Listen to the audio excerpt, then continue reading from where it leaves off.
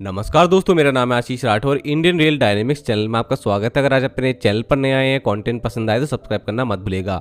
दोस्तों, आज देश में बहुत ही इंपॉर्टेंट रेलवे प्रोजेक्ट को अप्रूव किया गया है और ये प्रोजेक्ट हमारे बहुत ही इंपॉर्टेंट प्रोजेक्ट होने वाले हैं, क्योंकि जिस प्रोजेक्ट की आज मैं बात करने वाला हूँ वो हमारे उत्तरी भारत में खासकर बिहार से रिलेटेड प्रोजेक्ट हैं और इससे देश को भी बहुत फ़ायदा होने वाला है।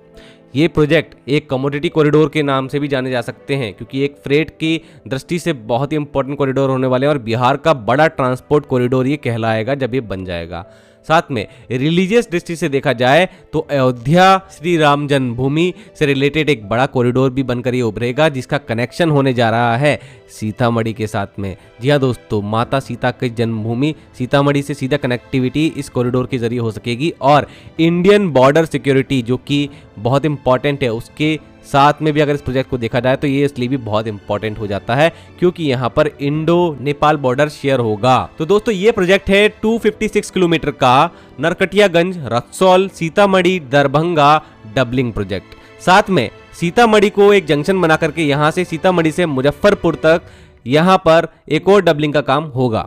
तो ये 256 किलोमीटर के दोनों प्रोजेक्ट जो हैं, इसमें दोस्तों ये पहले से जो एग्जिस्टिंग लाइन यहाँ पर मौजूद है उसको डबल करने की मांग बहुत समय से थी। यहाँ पर इंडस्ट्रीज आ सकें। मिथिलांचल की भूमि की मैं आज बात कर रहा हूँ, जो उत्तरी हमारा बिहार होने वाला है, वहां पर बहुत कम विकास हुआ है। उसके लिए यह बहुत इंपॉर्टेंट है कि इस कॉरिडोर को एक मेन लाइन कॉरिडोर के रूप में देखा जाए आगे चल करके। अभी मेन लाइन कॉरिडोर बन कैसे जाएगा मैं आपको बताऊंगा आगे। अब देखिए, सबसे पहले तो इस प्रोजेक्ट की कॉस्ट की बात करें तो 4,553 करोड़ 4,553 करोड़ रुपए इसमें खर्च होंगे। 162 करोड़ किलोग्राम CO2 का सेव करेगा ये प्रोजेक्ट। तो यहाँ पर बहुत ही अच्छा एनवायरमेंट फ्रेंडली ये प्रोजेक्ट हो जाएगा। इंपॉर्टेंट अगर हम फ्रेट की दृष्टि से देखें तो बिहार के ऊपरी जो हिस्सा है वहां पर food grains, fertiliser, cement, containers, इन सभी की उपलब्धता इस कॉरिडोर के माध्यम से हो सकेगी और डबलिंग के बाद यहाँ पर फ्रेट ट्रेन्स की आवाजाही अच्छे से हो सकेगी। तो मैप आप लोगों को जो बैकग्राउंड में चलता दिख रहा है, इसमें आप सबसे पहले दो चीजों को कंसीडर कर लीजिए। अगर हम अयोध्या जंक्शन से बात करें तो गोरखपुर गोंडा जो रूट जा रहा है उससे अयोध्या जंक्शन का जो है वो सीधा कनेक्शन है। ठीक है, अब आपको यहाँ से अयोध्या और सीतामढ़ी का कनेक्शन क्या होगा वो बता देता हूँ। और साथ में जो हमारा गोरखपुर से नरकटियागंज तक लाइन जा रही है उसकी डबलिंग का काम अभी चल रहा है। तो इन दोनों ही चीजों को आप इस रूट में देख पा रहे होंगे जो आपको मैं मैप में दिखा रहा हूँ। अब नरकटियागंज से जब हम आगे चलते हैं तो सीतामढ़ी से कनेक्शन कैसे अयोध्या का हो गया वो आप लोगों को समझ में आ गया होगा। अब यहाँ पर नरकटियागंज रक्सौल सीतामढ़ी दरभंगा ये कनेक्शन जो अभी सिंगल लाइन का हो रहा है, इसमें आपको जो वीडियो में दिखा पा रहा हूँ ये डबल होने वाला है। अब यहाँ पर सीतामढ़ी को आप देख पा रहे होंगे, यहाँ से अभी एक सिंगल लाइन और जा रही है मुजफ्फरपुर तक और मुजफ्फरपुर जो है वो मेन लाइन पर स्थित है। तो उस मेन लाइन के लिए यहाँ पर सीतामढ़ी से कनेक्टिविटी है। सीतामढ़ी पहले से जंक्शन था, अब यहाँ पर डबलिंग इन दोनों ही जगहों की हो जाएगी। इस सीतामढ़ी मुजफ्फरपुर सेक्शन की भी डबलिंग यहाँ पे हो जाएगी। अब ये फ्रेट कॉरिडोर कैसे कहा जा सकता है मैं आपको एक और चीज बताता हूँ। अश्विनी वैष्णव जी ने आज इसको एक्सप्लेन करते हुए बताया कि ये पोर्ट कनेक्टिविटी के लिए बहुत इंपॉर्टेंट कॉरिडोर हो जाएगा मिथिलांचल वासियों के लिए और उत्तरी भारत के लिए भी। ईस्टर्न पोर्ट जो है, जैसे कि आप कोलकाता पोर्ट देख लीजिए, वाइजैक पोर्ट देख लीजिए, Paradip port, Dhamra port, Gopalpur port, Haldia port, Kakinada port, इतने सारे जो पोर्ट्स हैं इनकी सीधी कनेक्टिविटी उत्तरी जो हमारा बिहार है उससे होने वाली है। और यहाँ पर जो भी उपज होती है, जिस भी चीज की यहाँ पर बहुतायत है, उसका आसानी से इस पोर्ट के माध्यम से आवाजाही हो सकेगी फ्रेट ट्रेन के द्वारा। तो ऐसे बन जाएगा ये बिहार का बड़ा ट्रांसपोर्ट कॉरिडोर। यही अश्विनी वैष्णव जी ने भी आज कहा है। चलिए अब आखिरी बात पे चलते हैं कि इंडियन बॉर्डर सिक्योरिटी से कैसे रिलेटेड है। देखिए, नेपाल का एक बहुत बड़ा हिस्सा बिहार से लग रहा है और यहाँ पर इस पैरेलल जो बॉर्डर है इसके साथ में ये लाइन बिछी हुई है, सिंगल लाइन। इसमें डबलिंग जब ये हो जाएगी तो बहुत सारा इंपॉर्टेंट जो ट्रांसपोर्ट होता था उसमें और गति आएगी और नेपाल का इनलैंड कंटेनर डिपो जो कि बीरगंज नेपाल में स्थित है उससे भी इस लाइन की कनेक्टिविटी रहेगी।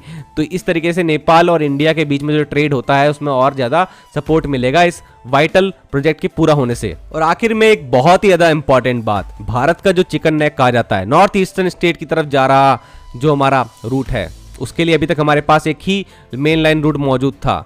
अब ये रूट कंप्लीट होने से ये एक और अल्टरनेटिव रूट बन जाएगा बॉर्डर कनेक्टिविटी से रिलेटेड, जो कि हमारी नॉर्थ ईस्टर्न स्टेट को सीधा भारत के और स्टेट से जोड़ता है।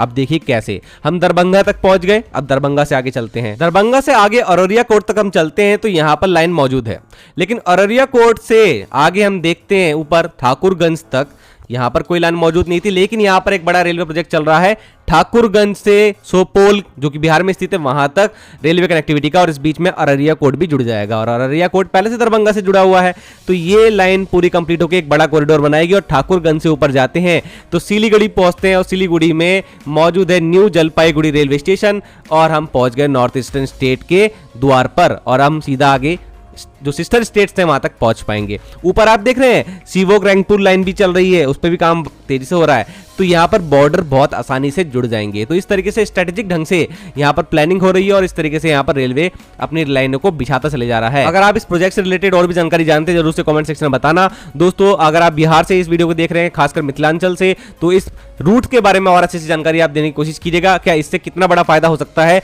वहां के लोगों को, और डबलिंग का काम किस तरीके का वहां पर चलना शुरू हो चुका है। और अब देखिए अश्विनी वैष्णव सर किस तरीके से यहाँ पर बता रहे हैं इस प्रोजेक्ट के बारे में। आज के लिए इतना ही। वंदे मातरम, भारत माता की जय। मिथिलांचल में बहुत इंपॉर्टेंट एक प्रोजेक्ट है, नॉर्थ बिहार को और नॉर्थ ईस्टर्न स्टेट्स को स्ट्रैटेजिक कनेक्टिविटी देने के लिए बड़ा प्रोजेक्ट सैंक्शन हुआ है, बहुत बड़ा प्रोजेक्ट सैंक्शन हुआ है। ये प्रोजेक्ट है 256 किलोमीटर, 256 किलोमीटर का, नरकटियागंज, रक्सौल, सीतामढ़ी, दरभंगा, नरकटियागंज, रक्सौल, सीतामढ़ी, दरभंगा और सीतामढ़ी मुजफ्फरपुर। आने वाला समय छठ का समय है, तो आप सबको बहुत अग्रिम शुभकामनाएं दीपावली और छठ की। और इसमें आज माननीय प्रधानमंत्री श्री नरेंद्र मोदी जी ने अप्रूव किया है कैबिनेट में, एक बहुत लंबे समय से जो उत्तर बिहार के हमारे सभी साथियों की जो ड्रीम थी, उस ड्रीम प्रोजेक्ट को आज अप्रूव किया गया है। इस प्रोजेक्ट में करीब करीब 40 के आसपास तो बड़े ब्रिजेस हैं, 40 एग्जैक्ट नंबर देता हूं मैं आपको। बहुत ही बड़ा प्रोजेक्ट है ये, और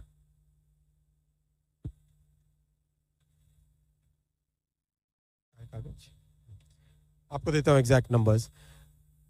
और इसमें बेसिकली आप देखोगे आगे वाले पेज पे आप देखोगे नेपाल के बॉर्डर के साथ साथ ये जो रेड कलर में दिखाई दे रहा आपको नरकटियागंज, आप देखिए नेपाल गंडक रिवर के ऊपर वाला हिस्सा देखिए, इसमें नरकटियागंज से रेड कलर में आपको दिखाई देना चालू होगा ये कंप्लीट कॉरिडोर, नरकटियागंज, रक्सौल, सीतामढ़ी, सीतामढ़ी से नीचे आने पे मुजफ्फरपुर और ईस्ट में जाने में दरभंगा।